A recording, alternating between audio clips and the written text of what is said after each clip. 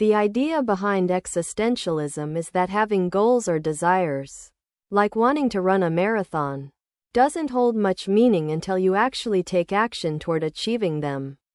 So, if you really wanted to run a marathon, existentialism would suggest that you need to take responsibility for your actions. Instead of just wishing, you would start training, because it's through your own choices and behaviors that you create meaning and purpose in your life. Incorporating some nihilistic ideas, Nietzsche also acknowledged a world where meaning isn't inherent. He emphasized the importance of creating your own values in a world where traditional sources of meaning, like religion, no longer hold sway. He famously stated, "God is dead," signaling a need to embrace freedom and responsibility in shaping our lives. Alan Watts, a British philosopher known for interpreting Eastern philosophies for Western audiences, embraced existentialism and similarly advocated for personal freedom and meaning. While not exclusively an existentialist, Watts saw life as a cosmic game or a dance, where the process, rather than the end goal, becomes the focus. He blended these existential ideas with Eastern thought, emphasizing the journey and the present experience, rejecting a goal-driven mindset prevalent in Western culture. Albert Camus took on absurdism, focusing on the tension between our human desire to find meaning and the universe's indifference to our efforts. His famous essay, The Myth of Sisyphus, uses the image of Sisyphus, condemned to roll a boulder up a hill forever, as a metaphor for human life.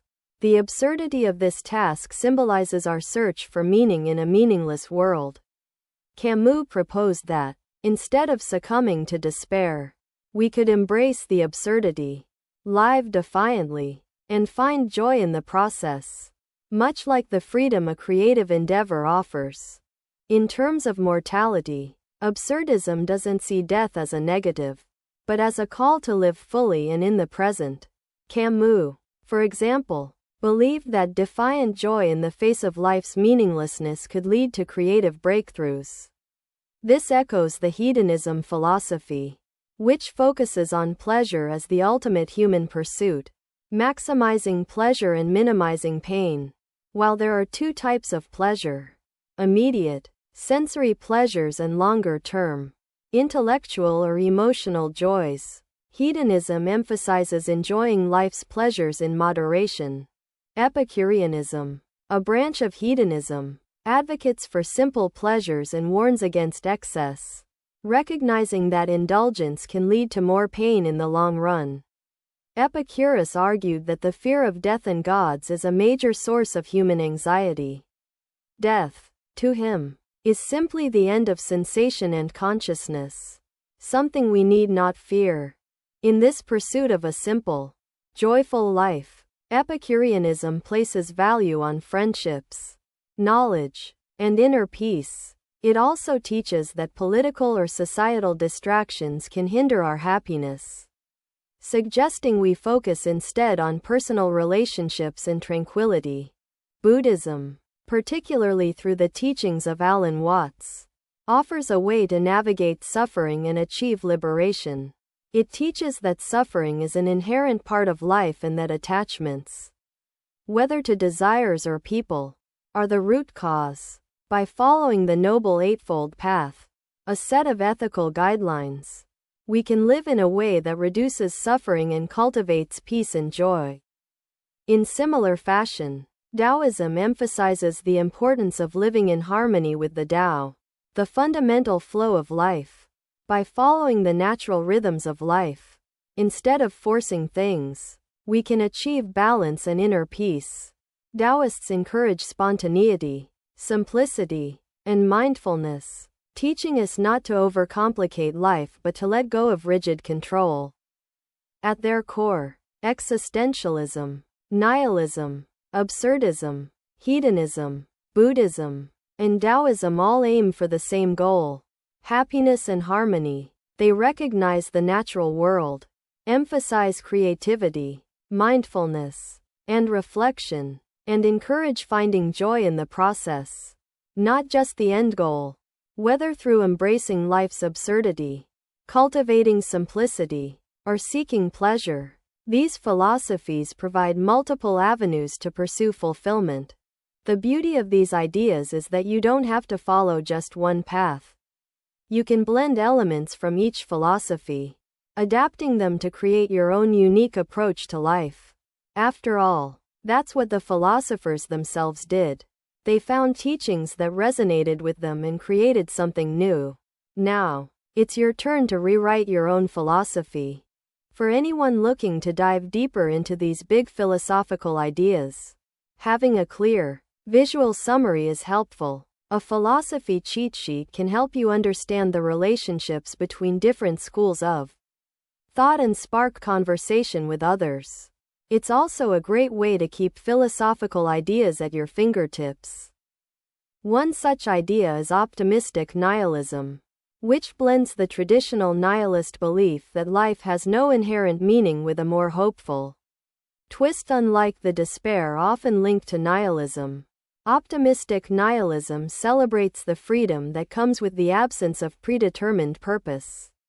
In this view, life's lack of inherent meaning isn't something to fear. It's an opportunity to create your own meaning, goals, and values. This creative freedom can lead to self-expression, joy, and curiosity. Optimistic nihilism also fosters connection. While traditional nihilism may lead to isolation, the optimistic version encourages people to form communities, as they can collectively create values and find shared meaning in a world that might otherwise feel aimless. Nietzsche's philosophy of master morality versus slave morality comes into play here. Master morality values qualities like strength, creativity, and individuality, while slave morality values humility, empathy, and submission. Nietzsche thought that many people live under slave morality, stuck in a cycle of nihilism. But those who break free to live by master morality, creating their own values, are what Nietzsche called the Übermensch, or Superman. This person transcends traditional limitations and defines their own path. Nihilism, especially the optimistic version, has influenced other movements, like absurdism and postmodernism, and has left a significant mark on existentialism. The existentialists, such as Jean-Paul Sartre and Albert Camus, were inspired by nihilism's emphasis on individual freedom and the idea that life has no inherent meaning. In existentialism, one key idea is that existence precedes essence, which means that we aren't born with a predetermined purpose. Instead, we must create our own purpose, values, and identity as we live. This freedom to define our own essence comes with a big responsibility. We must own our choices and actions. For existentialists, this can be liberating, but it can also be daunting, as it places the full weight of responsibility on the individual.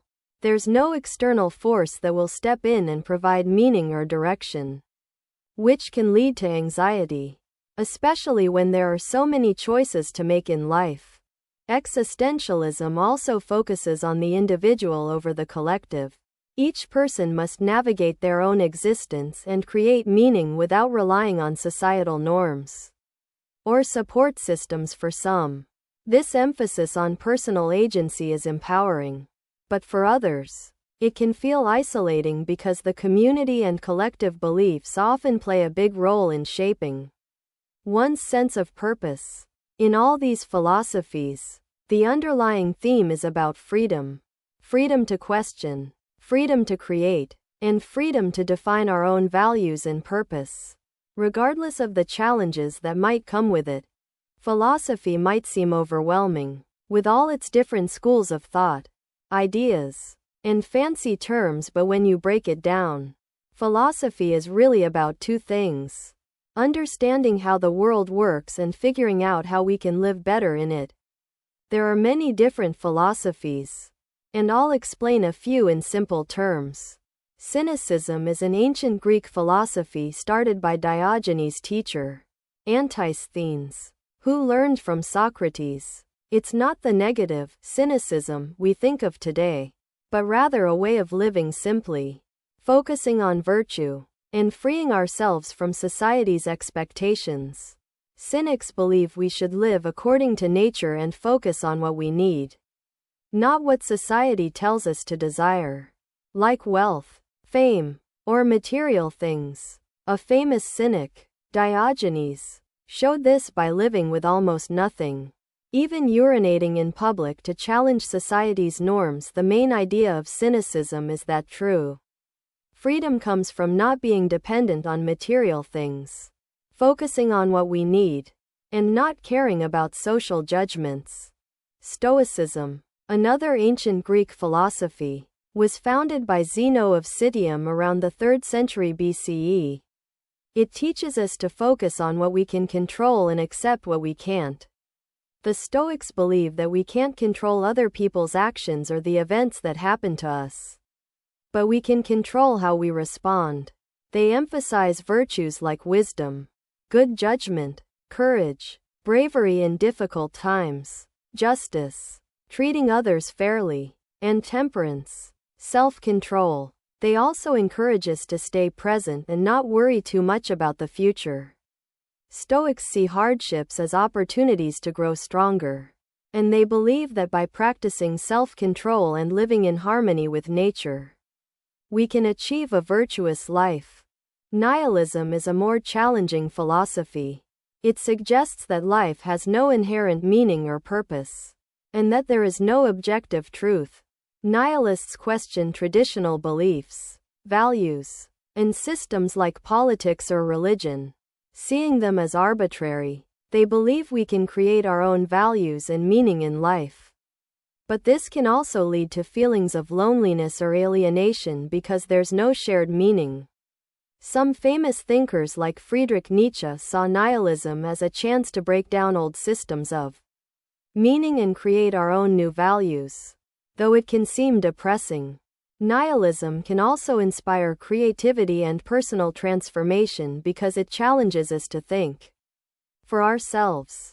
These are just a few philosophies, but they share the common theme of questioning societal norms and encouraging us to think critically about how to live our best lives.